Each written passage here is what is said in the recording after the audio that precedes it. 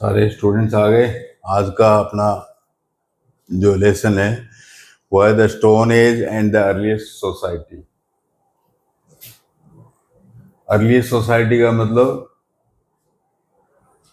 जब बंदर से या चिपैंजी से या गोरिल्ला से आदमी बना, बहुत टाइम लगा। 1.5 करोड़ ईयर्स पहले की बात है ये, जब बंदर से आदमी या चिपैंजी से आदमी बना।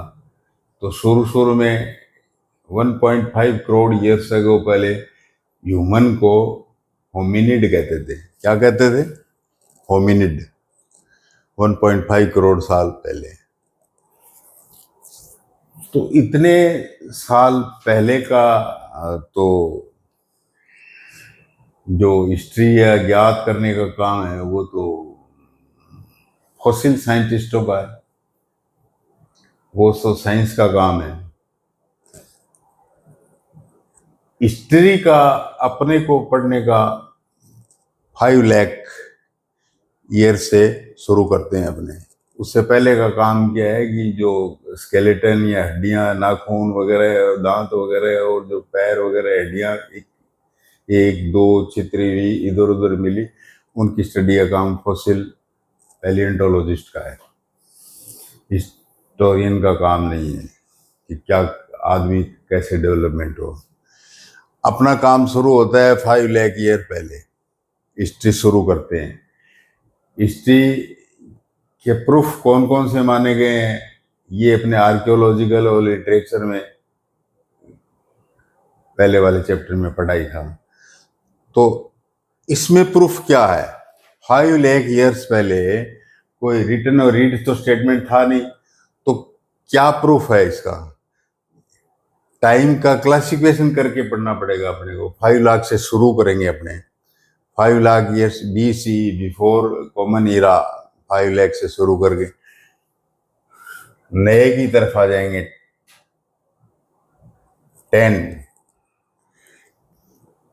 10,000 तक आ जाएंगे 5 लाख से। तो इस इतने सारे लंबे पीरियड में क्या हुआ? आदमी ने किस प्रकार की हिस्ट्री रची, किस प्रकार की हिस्ट्री क्रिएट की? तो लंबा है period. That is why we should subdivide this long period. This is long past period. तो सब इसको जो ओल्ड, हाँ मैं एक बात और बीच में बता दूंगा। स्टोन का एक दूसरा शब्द और काम में लेते हैं बुक्स में, कंफ्यूज मत हो जाना। लिथिक,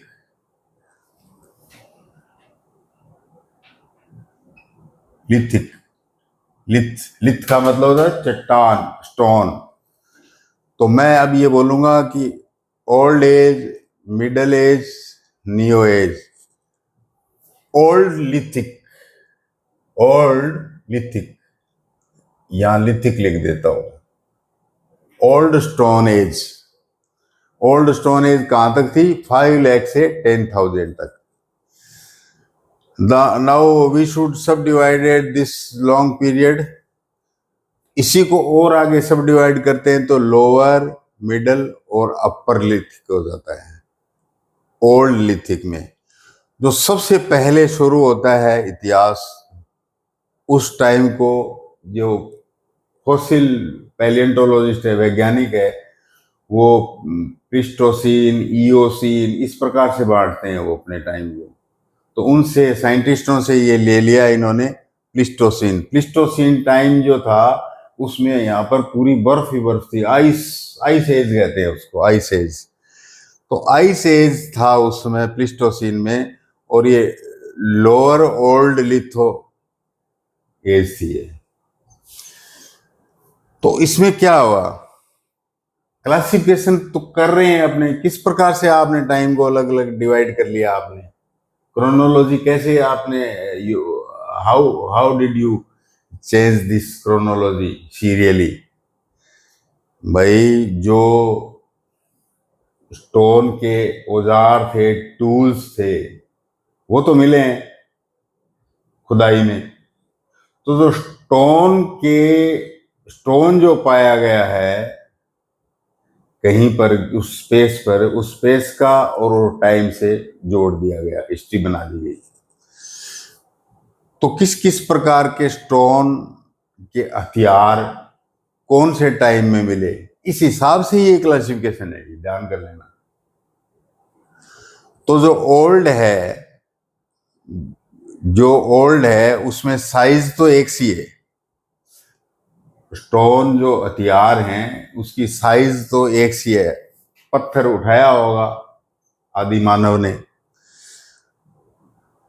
तो सबसे पहले प्लिस्टोसिन आइस एज के अंदर क्या है कि कुल्हाड़ी का, पत्थर की कुल्हाड़ी, और उससे उसने पेड़ पौधों को इस प्रकार से तोड़ना काटना, पत्थर की कुल्हाड़ी। तो पत्थर की कुल्हाड़ी कब तक रही इसके पास, इस आदमी के पास? मिडल ओल्ड लिथिक तक रही। उसके बाद में उसके पास जो हथियार आया वो था बोरर और स्क्रैपर। बोरर का मतलब इसमें छेद करना, पत्थर से इस तरह से वो छेद करना सीखा, होल करना सीखा, बोर करना सीखा इसने, और पत्थर से उसको स्क्रैप करना सीखा, तोड़ना करना, जिस प्रकार से कोई कारपेंटर करता है, स्क्रैपर। औजार सारे टूल्स स्टोन के ही थे। तो जब बोरर और स्क्रैपर आ गया, ये मिडल सब डिवीजन कहलाया। ओल्ड में चल रहे हैं, साइज एक सी है, कुल्हाड़ी की भी साइज ऐसी है, बोरर की भी साइज एक सी है, स्क्रैपर की भी साइज एक सी है, लेकिन इनके शेप के हिसाब से इनको 3 सब डिवीजन में कर दिया। जब साइज एक सी है, पत्थर को जब ब्लेड और तीखा कर दिया गया पत्थर को, और बरियंस हल की तरह से, जैसे पत्थर से क्या है कि जमीन को इस प्रकार से बरी करना है या खोदना पत्थर से, तब ये अपर ओल्ड लिथिक एज थी, अपर ओल्ड लिथिक थी। ये साइज जो है इनका शेप बदलता रहा, लेकिन साइज 10,000 तक, 10,000 ओल्ड BCE तक, मतलब 5 लाख से 10,000 साल तक, इतना पीरियड साइज बराबर रही, लेकिन शेप इनकी चेंज होती गई। और शेप जैसे जैसे चेंज हुई उसी प्रकार से ओल्ड को 10,000 तक के पीरियड को, 5 लाख से 10,000 तक के पीरियड को 3 लोअर मिडल अपर में अपने चेंज कर दिया। इसमें जो साइंस की खोज हुई, मतलब आदि मानव ने एक प्रकार से साइंस की खोज की फायर की, इसी पीरियड में 10,000 तक आते आते वो फायर की खोज कर चुका था, और जो जमीन को खोदना और कुछ तीखा ब्लेड और काटना वगैरह सीख चुका था। फायर का यूज करना आ गया था उसको। फायर का यूज फायर कब आएगी? जब आइस एज नहीं रहेगा, ठंडी नहीं रहेगी, जब धरती के ऊपर चेंज हुआ इन्वायरमेंट, आइस से गर्म हुआ, हॉट हुआ, तो पत्तों की रगड़ से या जंगलों में आग से आग अपने आप लगी होगी और उसको यूज करना सीखा होगा। तो फायर का इन्वेंशन हुआ उसमें। और ये फायर का इन्वेंशन किस वजह से हुआ? कि इन्वायरमेंट चेंज होने से 10,000 पहले 10,000 तक पीरियड का इन्वायरमेंट चेंज हो चुका था। अब आगे बढ़ते हैं, 2000 पीरियड और नजदीक आते हैं। 2000 पीरियड 10 से 8, ये मिडल। देखिए इसमें साइज चेंज हो गई, टूल्स की साइज चेंज हो गई है मिडल में, स्मॉल नॉट बिग, और शेप शेप भी क्या है कि शार्प हो गई, तिखी हो गई आगे से, और पॉइंटेड हो गई। ऐसे हाथ से पकड़कर वो छोटे छोटे औजार सिंगल मैन ले जा सकता था। तो छोटा था, स्मॉल था हथियार, इसलिए माइक्रोलिथिक कहलाया। ये माइक्रोलिथिक एज है middle, M for M, microlithic age. Shape छोटी हो गई है अब, यहां शेप पॉइंटेड हो गई है, भौंतरी नहीं रही, पॉइंटेड हो गई है, और साइज छोटी हो गई है। अब 8000 से 4000 तक इस या 2000 पीरियड में स्मॉल और पॉइंटेड हुए। अगले 2000 में 8 से 4000 तक, अगले 2000 पीरियड में ये साइज तो छोटी थी, लेकिन इसके ऊपर रगड़ रगड़ के पॉलिश करना सीख गए, डिजाइन बनाना सीख गए, मजबूत बनाना सीख के उनके जो पॉइंट होते थे वहां पर पॉलिश लगा देते थे। वो किसी प्रकार का कोई पॉलिश पॉइंटेड लगा देते थे, तो धार तीखी, तो धार जो है वो तीखी नियो में हुई। पॉलिश्ड टूल्स, उसमें जो हंसिया होता है वो जैसे इस तरह से क्रेसेंट मून जैसा एक होता है घास काटने का, इसका सिकल, भाला, स्पीयर्स, तीर, आगे से पॉइंटेड एरो, ये इस तरह के औजार जो है नियो में आए। तो 4000 पीरियड तक ये स्टोन एज रहा। और खास बात नियो में क्या खोज हुई?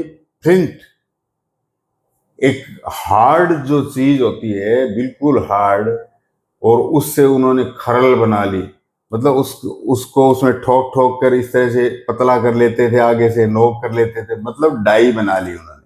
जैसे कुम्हार का वो चाक होता है ना, व्हील, पोटर व्हील, उसी प्रकार से इन्होंने डाई बना लिए।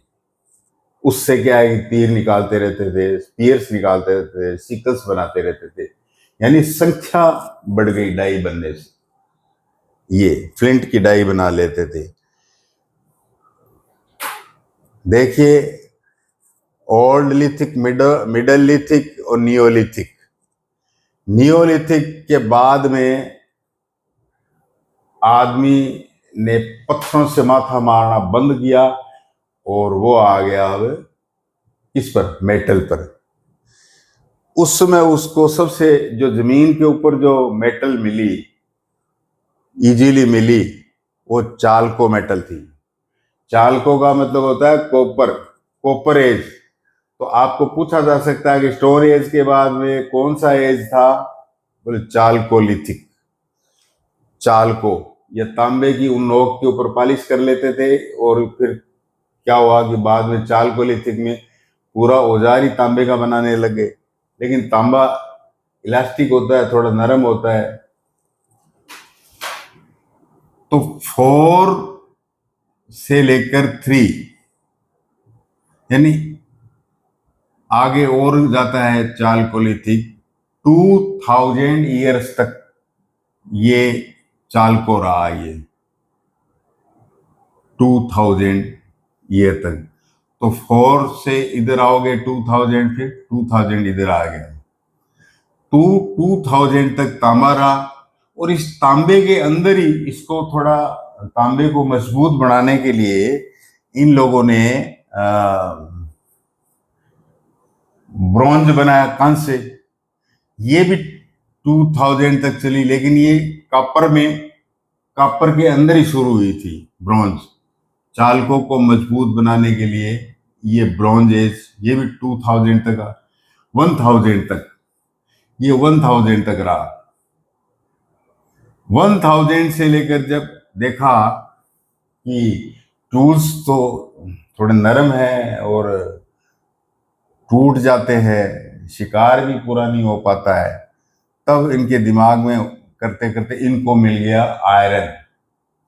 आयरन मिल गया, आयरन के भाले वगैरह स्क्रिप आयरन के टूल्स बनाने लगे मजबूत, और ये 500 ईयर्स तक, अब तक ये जीरो या क्राइस्ट का जन्म होता है, तो ये आयरन एज आ गया। तो वो जो एज है वो क्या है, उधर वाली मेटल एज, ये स्टोन एज। इस प्रकार से ये टूल्स के सहायता से इनका क्रोनोलॉजिकल बनाया हिस्टोरियन ने। तो टूल्स बनाते कैसे थे, वो टेक्निक क्या थी भाई, टूल्स की टेक्निक क्या थी, ये लिखा है मैंने, technique of tool makings. Die, flint की डाई, और फिर उसमें प्रेशर डालना, इसमें ठोकना, प्रेशर, ये प्रेशर फ्लैकिंग टेक्निक थी। तो आपको पूछे कि उसमें टूल्स की टेक्निक क्या थी, कारखाना, फैक्ट्री उन टूल्स की, तो प्रेशर फ्लैकिंग थी। ओके, यूजेज ऑफ स्टोन, शिकार करना, फूड की तलाश करना, हाथ में हथियार लेकर जानवरों का मुकाबला करना, हिंसक जानवरों का मुकाबला करना, ये यूज में लेते थे, ये यूज थे उनके। स्टोन से आपने क्रोनोलॉजी, और स्टोन की खुदाई जो हुई है कहीं भी मिले, उनसे आपने क्रोनोलॉजी बना ली। और भी क्या सबूत है क्या टूल्स के अलावा, जिससे पता लगता है कि आदमी जो है ये इस तरह के स्टोन काम में लेता था, या आदमी पेंटिंग कैसी करेगा, जो आंख से उसने जो देखा है और जो बर्ताव किया है वैसी पेंटिंग करेगा वो आदमी। तो दूसरा जो सबूत है, उस टाइम की पेंटिंग्स, और रहता था गुफा के अंदर केव्स में सुरक्षा के लिए, हिंसक जानवरों से सुरक्षा के लिए। तो जो फुर्सत मिलती थी तो एंटरटेन के लिए वो आदमी क्या करता था, पेंटिंग्स करता था। अच्छा, पेंटिंग्स में क्या करता था, जैसे अपने घरों को सजावट करते हैं, नेचर तो वही रहेगी आदमी की, जैसे घरों को फर्निश करता है, फिनिश करता है, ये कलर वो कलर, पेंटिंग कलर लगाता है, फोटो तस्वीरें घरों के अंदर डिजाइन बनाता है, कुछ आर्टिफैक्ट लगाता है, वैसे ही वो क्या है कि अपनी केव्स को डेकोरेट करते थे, वॉल्स को। तो उसमें डेकोरेशन में कलर करते थे। कलर में क्या है कि रेड, ग्रीन और व्हाइट, और ओकर कलर। ओकर कलर होता है ना, मिट्टी के कलर, मिट्टी का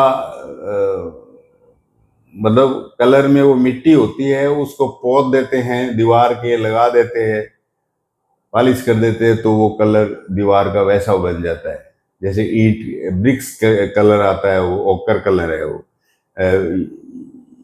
रेड, येलो, ये ओकर कलर है। इससे पीली मिट्टी, लाल मिट्टी, वो ओकर कलर है। तो रेड, ग्रीन, व्हाइट और ओकर कलर काम में लेते थे। और उनका सब्जेक्ट क्या होता था पेंटिंग में, सब्जेक्ट जो रात दिन बरतेगा देखेगा वही सब्जेक्ट होंगे उसके। मेल का चित्र बना दिया, फीमेल का बना दिया, यानी आदमी और नारी का चित्र बना दिया। जो हिंसक जानवर मारते थे उस हिंसक जानवर का चित्र बना दिया। शिकार करते हुए बहुत सारे आदमी हैं आदिवासी, और वो किसी ने भाला ले रखा है, किसी ने कुछ ले रखा है, टूल्स ले रखे, और वो शिकार कर रहे हैं, भैंसे को मार रहे हैं। तो इस तरह के सब्जेक्ट होते थे पेंटिंग्स में। और कलर आपको मैंने बता दिया आपको। तो ये जो इस तरह की जो दुनिया में सबसे पहली रॉक पेंटिंग है, अभी तक सबसे पहली रॉक पेंटिंग केव्स के अंदर जो है वो कहाँ मिली है, फ्रांस में ये। और अपने इंडिया में आते हैं तो रॉक पेंटिंग्स कहाँ मिली है, मिर्जापुर पर शायद एक फिल्म बनी है, यूपी के अंदर है मिर्जापुर के अंदर केव्स मिली है। उसमें ये लोअर मिडल जो स्टोन्स है इनके चित्र वगैरह और यहाँ उन्होंने आदमी ने बना रखे हैं मिर्जापुर में। भीमबेटका, ये नर्मदा के किनारे भीमबेटका, ये पूछ लेते हैं भीमबेटका, ये नर्मदा के किनारे केव्स हैं, उनके अंदर क्या है आदि मानव के पेंटिंग्स बनाई हुई है सारी की सारी, वो देखने जाते हैं लोग। महाराष्ट्र में है बोरी, बोरी कोई जगह है महाराष्ट्र में, वहां पर भी ये इस तरह की पेंटिंग्स मिली है आदिवासियों की। ये जो जगह है इसको ये जो ये बोरी में, भीमबेटका नर्मदा में, नर्मदा किनारे मिर्जापुर यूपी में, इनको यूनेस्को ने 2003 में, यूनेस्को मतलब अंतरराष्ट्रीय जो संगठन है यूएनओ, उसकी एक ब्रांच है यूनेस्को, इसको अंतरराष्ट्रीय इंटरनेशनल धरोहर घोषित कर रखा है इसको, कि कोई भी नुकसान नहीं पहुंचाएगा इन पेंटिंग्स को। ये सारे प्रकार के स्टोन जो है, सारे पीरियड्स के स्टोन्स, एक ऐसी केव है वहां भी पेंटिंग मिली है वो, लेकिन उसमें सारे टाइप के मिलते हैं, सारे एजेस के, वो है बेलान, ये भी नर्मदा वैली के पास में, सारे स्टोन टूल्स के शेप साइज, और उसमें बेलान नर्मदा रिवर के पास में जगह, वहां पर मिले हैं ये। धीरे धीरे क्या होता है कि इन्वायरमेंट चेंज होता है और आइस से वार्म होता है, तो आदमी को आग मिल जाती है इन्वायरमेंट चेंज से, और थोड़ा इन्वायरमेंट वार्म होने से क्या होता है कि धरती के ऊपर बड़े पेड़ों की बजाय क्या है कि घास उगने लग जाता है, ग्रास उगने लग जाता है, और ग्रास उगने लग जाता है तो जानवरों को पेट करने लगता है। सबसे पहले जैसे कुत्ते को किया था पेट आदमी ने, लेकिन क्या है कि सारे जो केटल्स हैं, भेड़ बकरी गाय भैंस वगैरह, वो उनको पालतू बनाया उसने, और खाने के लिए उसको घास देने लग गया जो इन्वायरमेंट चेंज हुआ तो। और इसके साथ साथ में क्या है कि भाई गेहूं चावल और ये क्या है, घास ही तो है, ग्रास ही तो है, तो आदमी को खुद को अनाज मिलने लग गया, एक जगह ठहरने लग गया ये। अब क्या है कि घुमंतू नहीं रहा हो, एक जगह ठहर कर कुछ काम करेगा, कुछ विलेज बनाएगा, टाउन बनाएगा, तो धीरे धीरे अपने बढ़ेंगे। हिस्ट्री भी धीरे धीरे स्टोन से आप चालकोपर तांबे पर आए, तांबे से आप ब्रॉन्ज पर आए, तो ये तांबा और ब्रॉन्ज काम कौन लेते थे, ये हड़प्पा और सिंधु घाटी की सभ्यता वाले आगे बढ़ेंगे अपने, ये काम में लेते थे। और आयरन कौन काम में लेते थे, आयरन जो है वैदिक सिविलाइजेशन वाले काम में लेते थे, आगे बढ़ेंगे अपने, जो जो आएगा आगे बढ़ते रहेंगे, पढ़ते रहेंगे।